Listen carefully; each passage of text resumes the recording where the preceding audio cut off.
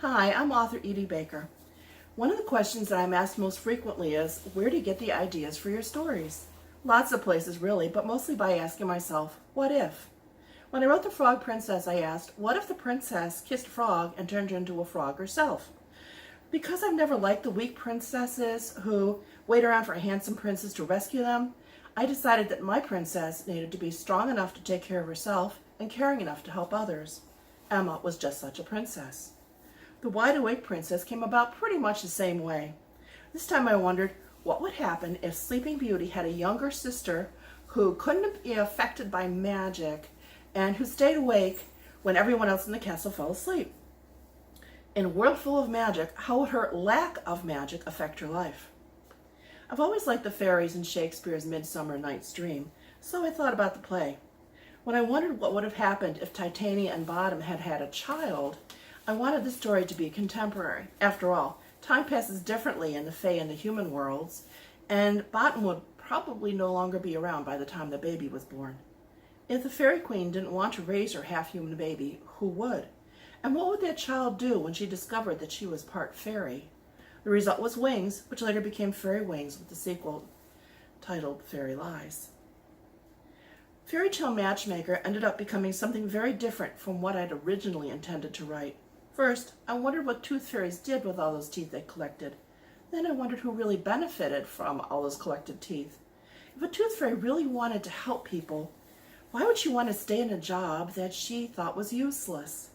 I started to think about the kinds of jobs that she might want to take on. I came up with a real estate agent who would help fairy tale characters buy and sell their homes. Eventually I discarded that idea. It took me 4 more plot lines to come up with one I liked. However, I didn't discard everything from the first story. Corey helps Susie sell her house and her seashell store, located on the seashore, to Santa Claus, who needs a vacation home where he and Mrs. Claus and the elves can get away from the paparazzi. A question of magic came about in a very different way. My daughter, Kim, had been researching something else for me when she came upon the Wikipedia information about Baba Yaga. I thought the story was intriguing, and I wondered what would happen if the title and responsibility of Baba Yaga was passed down to nice young women who didn't hurt anyone, but who still had to answer everyone's first question with the truth. I enjoyed writing the book and trying to figure out what people would ask and how the newest Baba Yaga would feel about answering them. My Magic Animal Rescue books evolved from a project I worked on with my fans. We started a newspaper called the Greater Greensword Gazette. Everyone wrote articles for the newspaper as different characters. My daughter, Kim, took on the role of Bob the Stableman. He was an older man who ran a stable where he took care of injured unicorns and other mythical creatures that needed his help. I got more letters about Bob than anyone else. When I thought about writing a story for younger readers, I decided that Bob was a wonderful starting point.